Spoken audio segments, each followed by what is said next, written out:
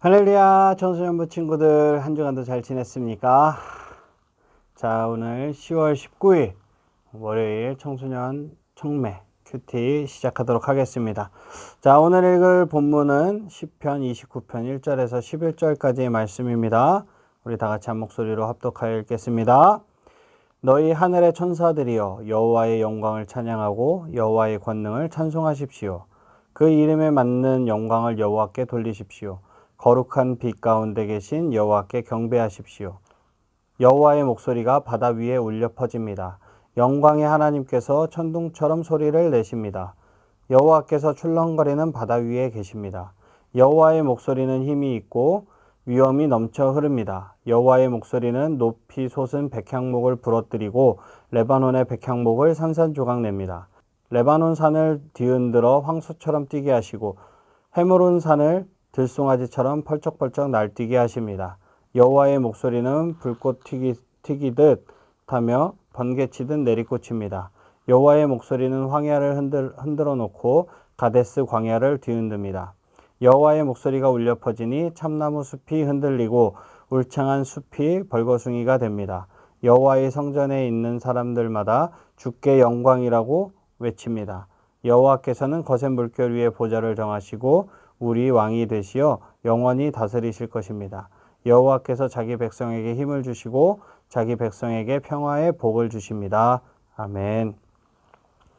자, 오늘 제목을 보니까 왕의 목소리. 다윗은 이스라엘의 위대한 왕이지만 이 세상을 만드시고 다스리시는 진정한 왕이신 하나님을 고백하며 찬양합니다. 우리 이 히브리 종교사에서 히브리인들이 배우기 가장 어려운 교훈 중 한 가지는 그들의 하나님이 역사의 지배자이실 뿐만 아니라 자연의 지배자라는 사실입니다. 예언자들은 항상 바알에 대한 신앙으로 복귀하려는 백성들을 책망했죠. 신앙의 길로부터 이러한 이탈은 자연세계, 특히 수학과 생존의 가장 중요한 폭풍과 비의 진정한 지배자이신 여호와에 대한 신앙의 결여를 반영해 주는 거예요. 시편 29편은 성경에서 하나님이 자연의 지배자시라는 사실뿐만 아니라 약속된 땅과 또 그 주변에 살고 있던 사람들이 바알에게 속한 것으로 생각했던 자연의 모든 세력이 실제로는 여호와의 속성이라는 사실을 가장 분명하게 확언해 주고 있는 부분입니다. 이 시편의 언어와 비유적 표현은 날씨 조절의 능력을 바알로부터 여호와께로 옮길 뿐만 아니라 바알에게 속한 것으로 생각되었던 능력을 조롱하고 있는 것입니다. 게스터라는 신학자는 시편 29편의 작자와 구세군의 창시자인 부스 사령관 사이에 유사점을 찾아냈어요.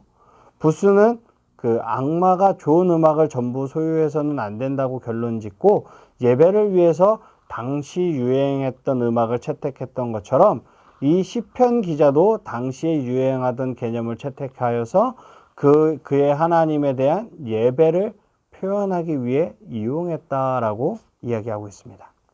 그러나 만일 시편 29편에 대한 해석이 이와 같다면, 다시 말해서 이 시편이 승리의 찬송시라는 해석이 정확하다면 우리는 시편 기자의 재능이 자연의 지배자로서의 하나님에 대한 그의 묘사를 능가하고 있다는 사실을 인식할 수 있어야 합니다. 하나님에 대한 궁극적인 찬양은 그분의 승리의 선물, 즉 역사의 지배자로서의 그분의 능력에 의해 주어진 선물에 대한 찬양입니다. 하나님은 역사와 자연의 두 영역에서 최고의 지배자이시죠. 이 두 영역은 쉽게 분리될 수 없습니다. 하나님은 인간의 역사에서 최고의 지배자가 되기 위해 인간의 환경, 즉 자연 세계의 주권자가 되셔야 합니다. 반대로 비와 폭풍을 주시는 풍요 속에 나타난 자연 속에서의 하나님의 주권은 인간 역사의 연속성을 위한 그분의 준비 가운데 하나였습니다. 자, 우리 책을 보도록 하겠습니다. Understanding.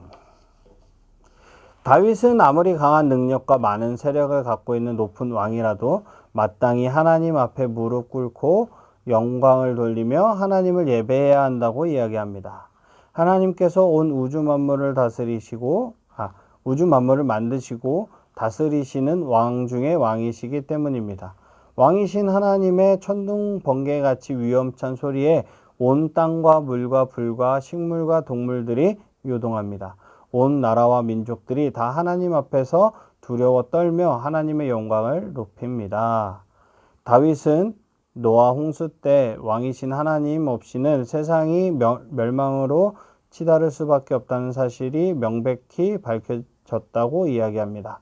하나님께서 만드신 세상이기에 하나님의 다스림 없이는 허망하게 사라질 수밖에 없습니다. 따라서 마땅히 온 세상은 하나님을 왕으로 모시고 하나님을 경배하고 예배하며 하나님께 모든 영광을 올려야 합니다.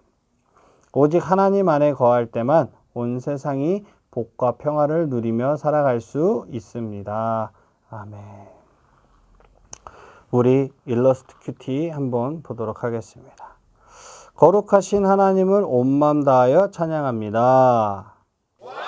우리 친구들은 하나님께서 온 우주 만물을 창조하셨다는 사실을 믿으십니까? 창세기 1장 1절의 말씀을 믿음으로 받았을 때 여러분의 삶은 하나님께서 운영하시는 삶이 될 것입니다. 경외하다라는 말을 전에 제가 한번 한 적이 있습니다. 무슨 뜻이죠? 공포심이 아닌 존경하는 마음에서 갖는 두려움을 뜻한다고 말했었죠. 그 말은 하나님이 이 세상의 주인이심을 확실히 믿기에 하나님을 두려워하게 되고 하나님의 말씀에 순종하게 되는 거예요. 우리 청소년부 친구들도 하나님을 경외하며 하나님께 영광 돌리시기를 축복합니다. 요한복음 15장 4절에 내 안에 거하라 나도 너희 안에 거하리라 라고 말씀하셨어요. 하나님 안에 거할 때 참된 삶의 의미, 참된 삶의 진리를 깨달을 수 있어요. 우리가 거룩하신 하나님을 온 마음을 다하여 찬양할 때 하나님께서 기쁘게 받으실 줄 믿습니다. 그러니까 우리 찬양팀이 앞에서 예배를 열기 위해서 찬양할 때 함께 기쁨으로 찬양하시기를 축복합니다. 그리고 우리 찬양팀에 지원도 많이 해주시고 방송반도 안내위원도 많이 지원해 주시기 바랍니다. 아멘. 기도하겠습니다. 사랑의 하나님 감사합니다. 우리의 삶이 하나님께 영광 돌리는 삶이 되게 하여 주시옵소서. 정말 진심으로 하나님을 예배하고 찬양할 수 있는 믿음을 허락하여 주시옵소서. 우리 친구들 마당만 밟고 가지 않게 도와주시며 각자가 있는 자리에서 언제나 하나님께 영광 올려드릴 수 있는 우리 친구들이 다 되게 하여 주시옵소서. 감사드리며 예수님의 이름으로 기도드렸습니다. 아멘. 우리 사랑하는 친구들, 내일 이 시간에 다시 만날게요. 안녕.